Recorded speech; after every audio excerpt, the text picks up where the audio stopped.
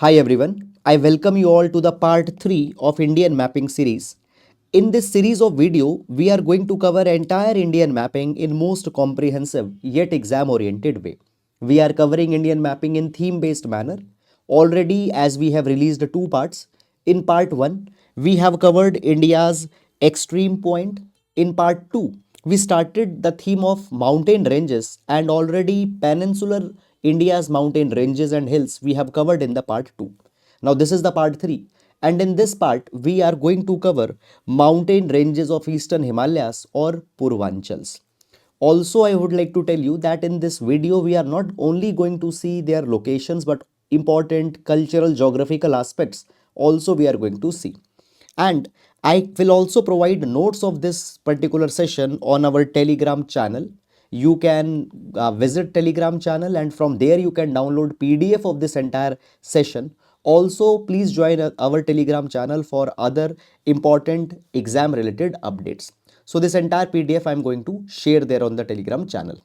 Now, let's start with the video. Now, before discussing Eastern Himalayas, I would like to discuss a very basic concept with you. You already might be knowing that Himalayas they extend from Nanga Parbat in west up till Namcha Barwa in east. And we see that from these 2 points there is sudden dramatic bending of Himalayas. And this bending of Himalayas or these bends they are called as syntaxial bends of Himalayas. Now, if you see towards the eastern side, from Namcha Barwa, we see this bending of Himalayas and it is also called as the eastern syntaxis. And we see that here from Namcha Barwa, they bend towards the south and they exist as north to south range. So this north to south extension of Himalayas, it is largely called as Eastern Himalayas or Purvanchal Himalayas. Okay, Eastern Himalayas or Purvanchal Himalayas. Now here, along with the Himalayas, we have some other hills also, and largely this group of mountains and hill ranges, they exist from the east of 88 degree longitude, or between Tista and Brahmaputra river valleys. Okay, now first we will start with mountain ranges in Arunachal Pradesh, northern part of Arunachal Pradesh. So here we can see that on eastern side we have Mishmi hills, then we have Abor hills, then we have Miri, and after that we have Dafla. Okay, Mishmi, Abor, Miri, and Dafla. Fine. Now, how to first of all remember these mountain ranges from east to west? So you can remember them by a mnemonic that is Mam Dafla. That is Mam Dafla. So here M stands for Mishmi, A stands for Abor, M stands for Miri, and Dafla stands for Dafla. Now, let's discuss some important cultural and geographic important informations of these particular mountain ranges. Now, first of all, as we talk about Dafla range, it is bound on west with Kangto mountain peak.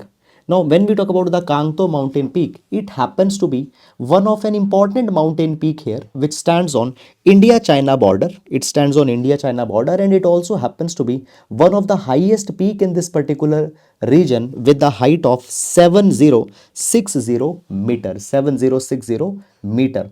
Also, here in on Kangto, we have some important glaciers which contribute to many tributaries which then further fed the Brahmaputra river. So on western side of Dafla we have Kangto and on eastern side we have Miri.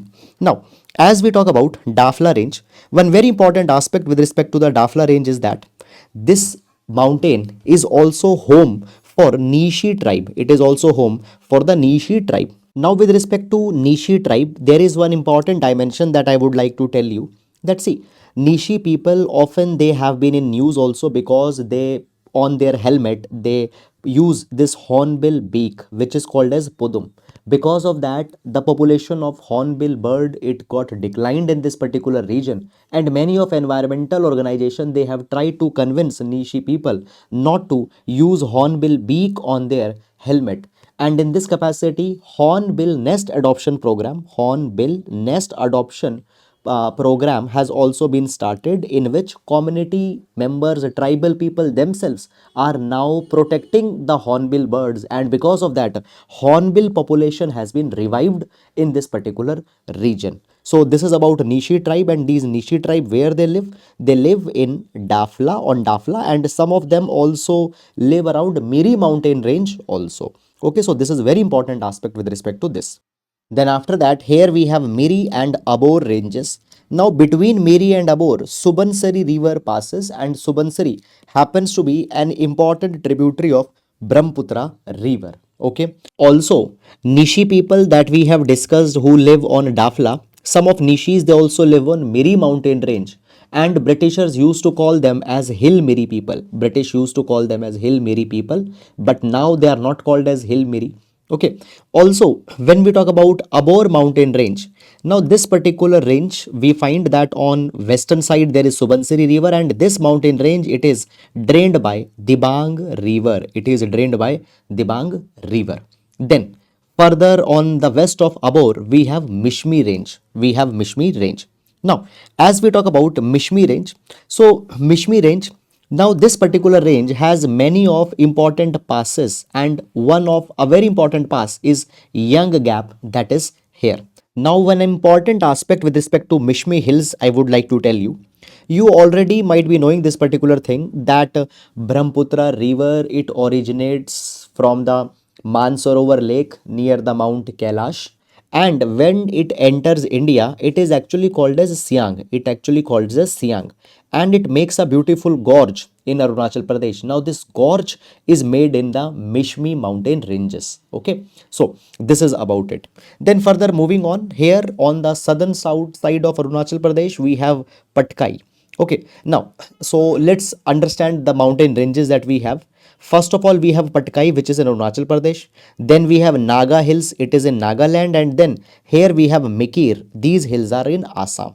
So we have Patkai, Naga, and Mikir. How to remember their names from the east to west side? So for that particular thing, guys, what you can do? So you can remember them by the name of Odisha's Chief Minister, Mr. Naveen Patnaik. Mr. Naveen Patnaik.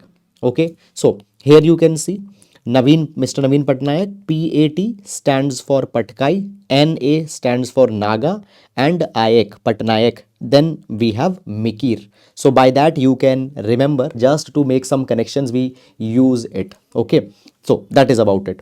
Now when we talk about these particular important ranges, first of all, Patkai Bum. Okay, now it is made up of sandstones. It is made up of sandstones, and also tribals they practice shifting cultivation on Patkai. Then when we talk about the Naga, also Naga hills shifting cultivation has been there, because of which environmental degradation has happened. And also Naga hills, when we talk about them, particularly they lie on the boundary of India and Myanmar. They lie on the boundary of India and Myanmar.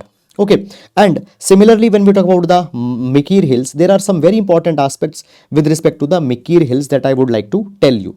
First of all, when we talk about Mikir, they lie in state of Assam. They lie in state of Assam, and basically it is called as the extension of Karbi Anglong Plateau. It has been called as the extension of the Karbi Anglong Plateau. Also, Mikir mountain range, they lie on the southern side of the Kaziranga National Park, and we know that Kaziranga National Park is very famous for one horn rhino. And here by the same name Mikir tribe also lives here on this particular mountain range, and they are often in news because they practice shifting cultivation, jhum cultivation. So this is about the Mikir hills.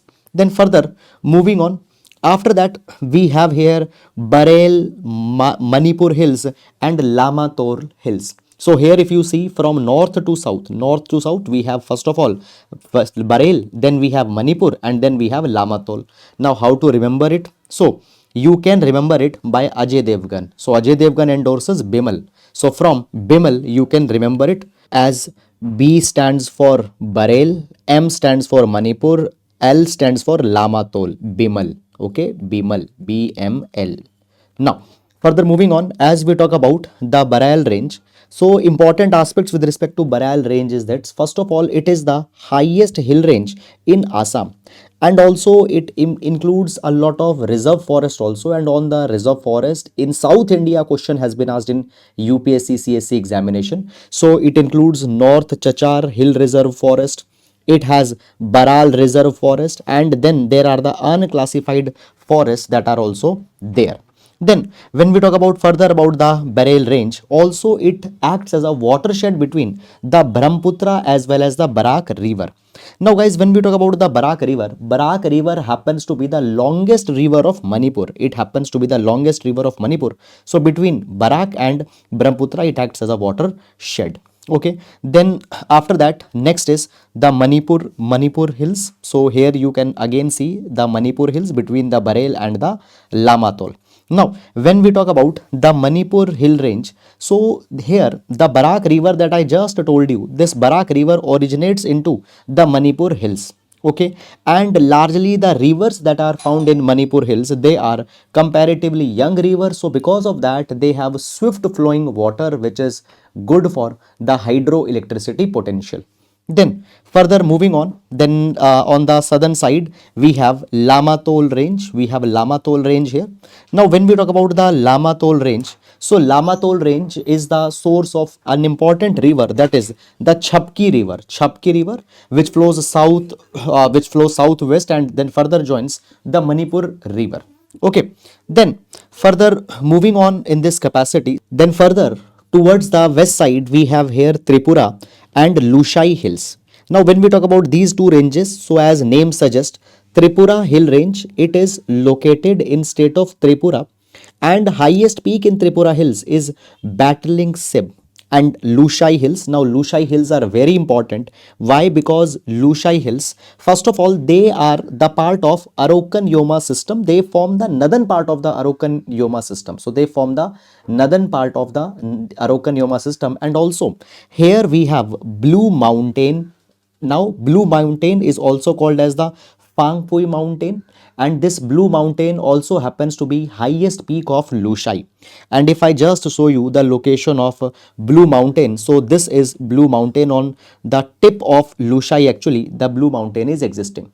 And also one more thing, that here Phangphui National Park is also there. Phangphui National Park is also there. Then after that, we will move to Meghalaya. And in Meghalaya, we have these three iconic peaks, that is Garo towards western side, then in towards east there is Khasi, and then further east there is Jaintia.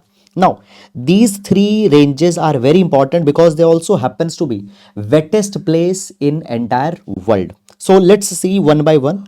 First of all, when we talk about Garo Hills, here we find that there are Garo tribes also that live at this particular place. Garo tribes also live here, and also these Garo tribes, they practice jhum cultivation for sustenance. Similarly, in Khasi Hills also there are Khasi tribes, and these Khasi tribes also practice jhum cultivation. And Mawsynram, which happens to be wettest place in the world, it is situated in Khasi Hill complex, along with Mawsynram Cherrapunji, also which happens to be a very wet place. It is situated in Khasi Hills. Then we have Jaintia Hills. In Jaintia Hills also Jaintia tribes are there, which also practice jhum cultivation. And also here longest natural cave by the name of Krem Liat Pra is also found. Now this happens to be very important. A question might become that where the natural cave Krem Liat Pra is found. So it is in Jaintia Hills. Okay. Also, one more important aspect is there, that you might have heard about Nokrek Peak in northeast. So Nokrek Peak, where it is located? It is located in Garo Hills. So Nokrek Peak, it is located into the Garo Hills. So that is about it. Now, apart from that, there are some other important peaks also that is there. For example, Namcha Barwa happens to be an important peak, though technically it is not in India. But Namcha Barwa is very important because it is the easternmost edge of Himalaya. It is the easternmost edge of the Himalayas, and it lies in the Tibet. And also it anchors around, it is a kind of a place from which the Brahmaputra enters in the India. It enters in the India and forms a deep gorge also. So this is, guys, all about the important ranges in northeast region and all important associated cultural geographical information that you need to solve the your questions in UPSC CSC examination. So that is all guys about this. I hope you have liked the video. If you have liked the video, actually it takes a lot of effort to shoot these videos, to make these notes. So please do hit the like button and please do share it with your friends. Thank you so much. Now we will meet in the next part, that is part number 4. Thank you so much.